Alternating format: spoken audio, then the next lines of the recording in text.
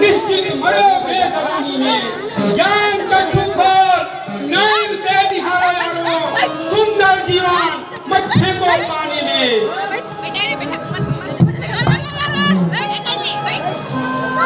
देखिए यहाँ भी प्रभु और मैया आ गए हैं।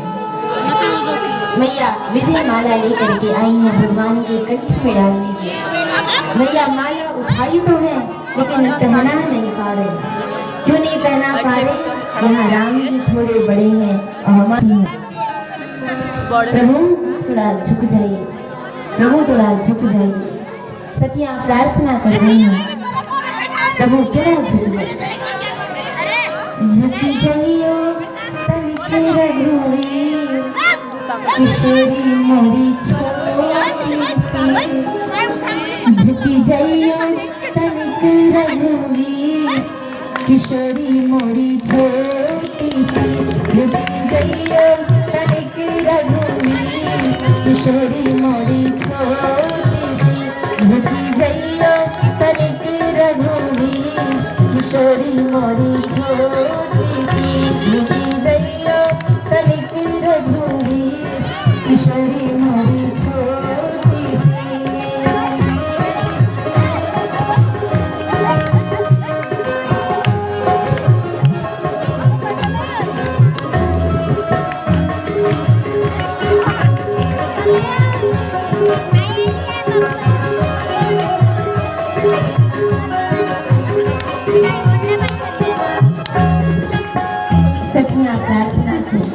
भगवान नहीं झुके तो लक्ष्मण भैया आए और जैसे वो प्रणाम किए, देखिए जब कोई प्रणाम करता है तो हम तनिक नीचे झुक जाते हैं। यहाँ जैसे लक्ष्मण भैया आकर के राम जी को प्रणाम किए, भगवान झुक गए और जैसे झुके मैया को अवसर मिल गया। बोलिए सियावर रामचंद्र की। मैया ने प्रभु की कंठ में माला डाल दी। जैसी माला पड़ी देवता पुष्प वर्षा करने लगे, जय जयकार करने लगे। बोलिए सियावर की, सीता मैया की, रामलला सरकार की।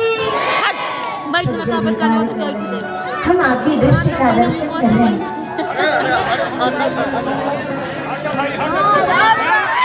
और महाराज इतने में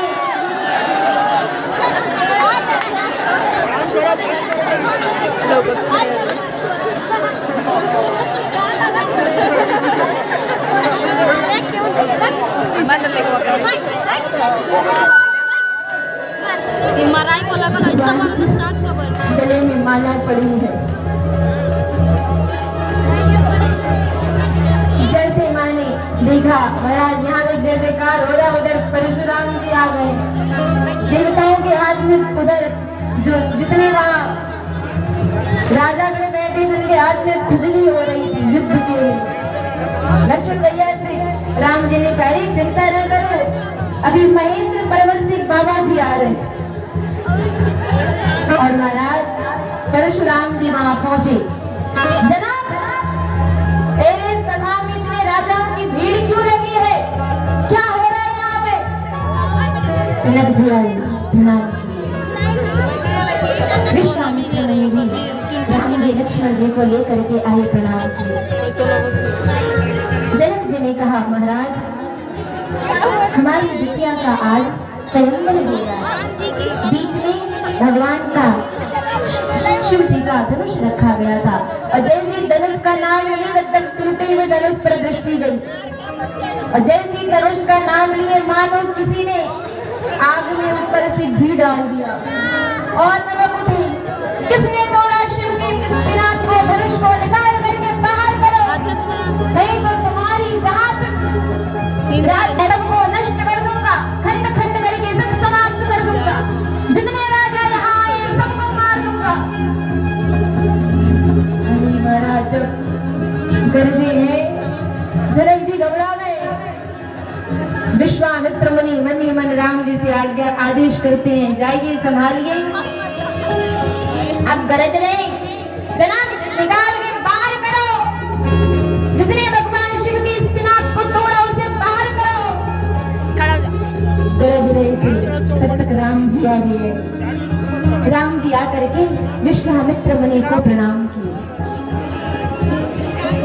राम जी आए, परशुराम जी को जाकर के प्रणाम किए और राम जी वहां जाके कह रहे हैं, अरे नाथ, स्वयं प्रभु जब सबको भयभीत देखे तो आगे आई। आगे भगवान परशुराम जी से प्रणाम करके बड़ी विनम्रता में बोले, नाथ संबुधन भंज निहारा, हुई है क्यों एक दास तुम्हारा।